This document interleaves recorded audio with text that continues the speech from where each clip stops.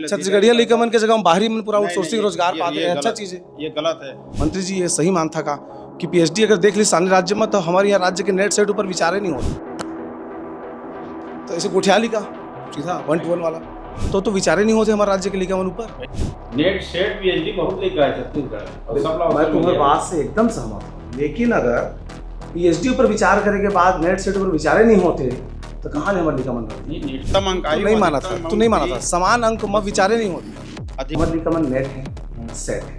PhD के संख्या हमारे यहाँ के लिकमन के आने राज्य की तुलना में कम संख्या है। तो मैं निवेदन करता हूँ कि छत्तीसगढ़िया लिकमन संघ अगर नेट सेट है तो पीएचडी तक आप प्राथमिकता दे दीजिए। हमारे राज्य के लिए पहली प्राथमिकता होगा मिलना चाहिए, वो एलिजिबल पढ़ा है। आप अखबार खरीदते हैं, चार्ज देते हैं।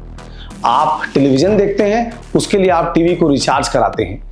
डिजिटल माध्यम है, खर्चे कम है, इसके बावजूद बहुत ज्यादा है। हम चाहते हैं कि सीजी बॉक्स को और बड़ा किया जाए, उसके लिए जरूरी है कि आप सहयोग करें। नीचे जो आप क्यूआर कोड देख रहे हैं, उसमें आप मिनिमम 10 रुपए दे करके सहयोग कर सकते हैं और मैक्सिमम जितनी आपकी श्रद्धा।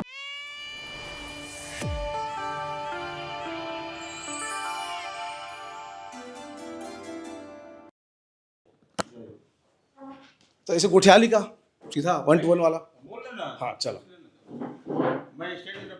चेयर दे देना। हाँ खड़े खड़े उठा लो, चला। नमस्कार, जोहार, मेरा नाम है देवेश तिवारी। तुमने देखा सीजी बॉक्स। आज मैं उच्च शिक्षा मंत्री टंगराम वर्मा जी का एक विशेष संदर्भ में उठा आया हूँ।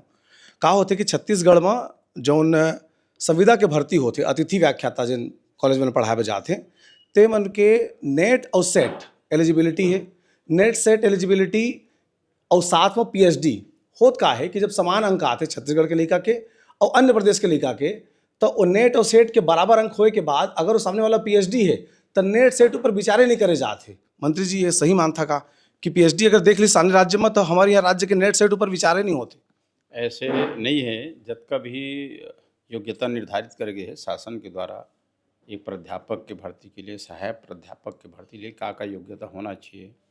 पीएचडी है, नेट है, सेट है, और जिन का रिसर्च है, रिसर्च के हिसाब से नंबर भी काउंट होते, तो जिन मेरिट है ओकर हिसाब से ओकर नियुक्ति किए जाते और किसी के साथ कोई भेदभाव नहीं है। समान अंक आय में छत्तीसगढ़ के यहाँ के जिन आवेदक है वो प्राथमिकता दी जाए गवर्नमेंट की। अच्छा, नियम तो ये कहते हैं कि अगर कोनो आदमी नेट पास है, क्वालिफाइड है, और सेट क्वालिफाइड है, माने और राज्य में पढ़ा एलिजिबल है करके, लेकिन मान लो वो पीएचडी नहीं है और आने राज्य के आदमी पीएचडी है, तो विचारे नहीं होते हमारे राज्य के लिकमन ऊपर। भाई पीएचडी हमारे यहाँ भी बहुत लेकर अभी जब तक भरे सब पीएचडी है, और यहाँ भी रिसर्च करने वाला की कमी नहीं है, नेट की कमी नहीं है, सेट की कमी नहीं है, सब चीज़ है हमारे यहाँ।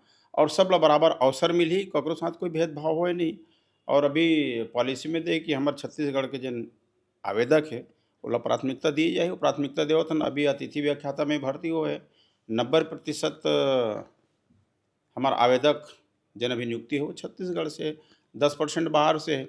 अब संविधान में ये व्यवस्था तो है ही नहीं है कि भाई छत्तीसगढ़ तो छत्तीसगढ़ के ही आदमी ला वहाँ पे रोजगार के अधिकार है, या एमपी है तो एमपी के ही ला भाई अपन योग्यता वर्ष को कहीं भी रोजगार पा सको। उमर तो नेट और राज्य के परीक्षा सेट दोनों छत्तीसगढ़ के लिए पास है, समझ गया, और सेम सामने वाला भी पास है।